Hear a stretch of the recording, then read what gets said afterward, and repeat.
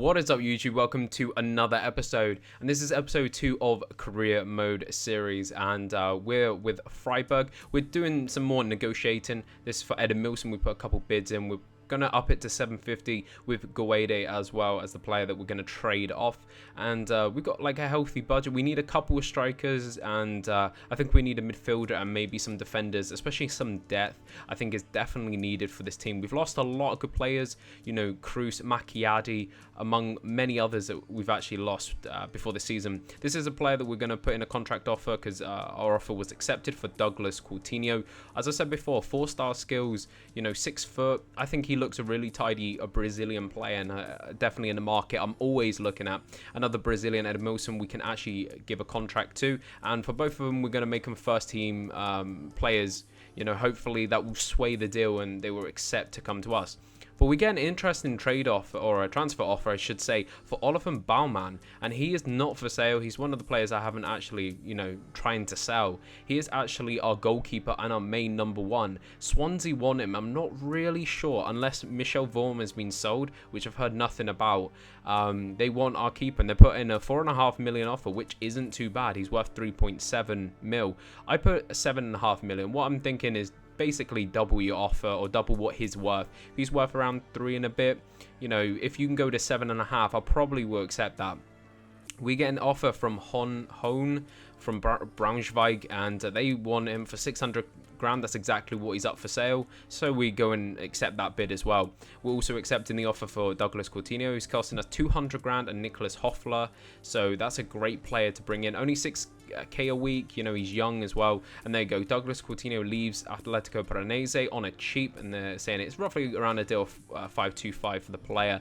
19 years of age, and he's going to be, I think, hopefully, if he plays as good as I think he should be, he's going to be a great player. I just hope he can, you know, over time being in the first team, he can really, you know, progress quickly. And this is another cool thing, you know, when you see in the news, especially at the moment, I don't know any of the Wonder Kids for this year. It's always good to check the news and, you know, scout the players that you see there. One player I'm actually interested in, because I think we do need a better CDM, is Sebastian Rode. The other ones we've got are on loan, or either not incredibly great, and especially we've not got tons of depth in that position. So I'm thinking I might go for Sebastian Rode. I know his contract is kind of up in 12 months, or a year they say here, so you know, he's valued to them for 5 million. I don't think he's worth that. I only think he's worth 3 or 4 million. It's kind of frustrating. They don't want to sell him, obviously, because he's a key player, and, you know, leave him within the division. So it might be tough to do that deal. But one deal that isn't tough is Edmilson, 750 grand plus Karim Gorede. So that's not a bad deal for us. He's worth around 1.2 million. And so we've got 2 strikers in. We've got 2 Brazilian young kids, and this is where I'm going, you know, of my whole aim is youngsters that I hope to progress. I'll give them first team football because we're a mid-table team. We can give these players time. We're not at the Champions League level. We're not in the, you know, top 2, top 3. This is the position, and this is probably the best time to progress youngsters, and it's a good thing over the long term because we can make these players big and sell them on for good profit. Swansea come back with 7 million offer, and I only asked for 7.5, so it's 500 grand more.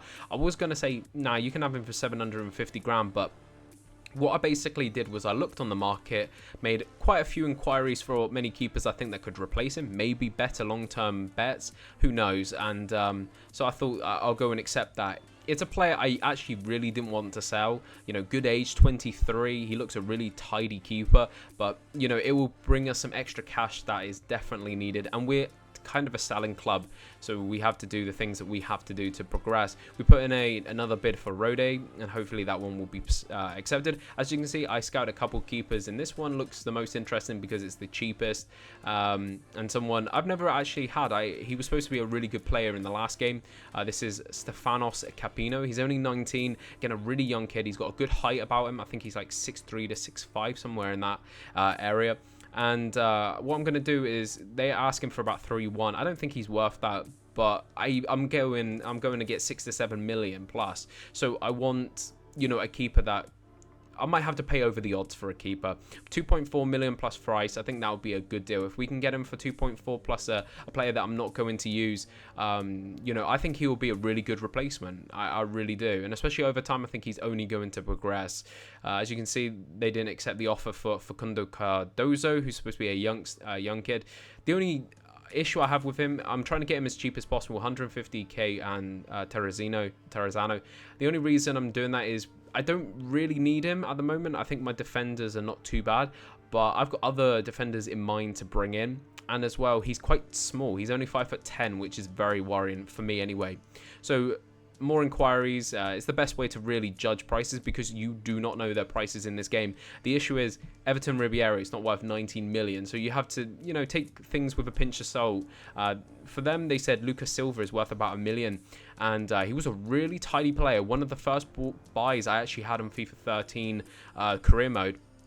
He was incredible at CDM. The only issue he had was a high work rate, but you can change that in the game. And I think he was an incredible talent, and he did progress, massively for me. So I thought I'd bring him back this year. Hopefully he is as OP as last year.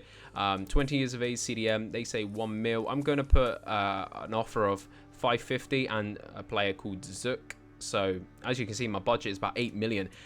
So I've got a bigger budget now than I did have. I had about 3-4 million. Now I'm going to get about 8. There you go. The offer for Capino has been accepted, and what we're going to do is give him the terms he wants: 4 years, 15 grand, and we're going to give him an important first team position. Daniel Batts, who is a backup keeper, thinks he can really fill the void left by Baumann, and I do not agree with that, but it's good that we can have the player conversations. They're actually really nice to see. As you can see, our offer did get accepted for 2.4 plus Sebastian Freiss, so that's exactly what we wanted. I mean, he's going to be my first team keeper. I'm going to give him time to progress. He might struggle at the beginning, but I think over the long term it'll be a good investment. Cardozo 200 grand and Terrazano another bid for him. I just don't think they really want the offer or the players I'm trading with.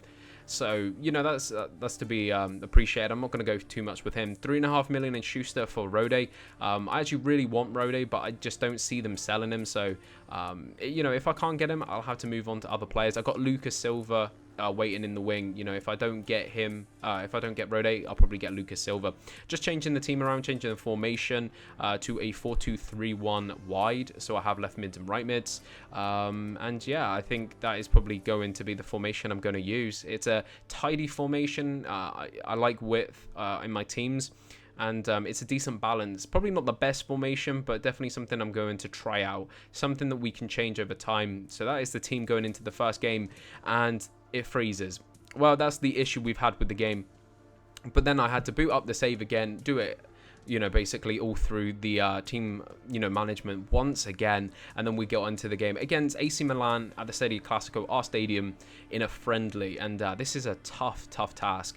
I mean, against an AC Milan team that definitely have far more quality than this side. We've got a couple youngsters playing, they're not even bedded into the team yet, like Douglas Coutinho and players like that. We've got Coquelin on loan, and it's just like a mess at the moment.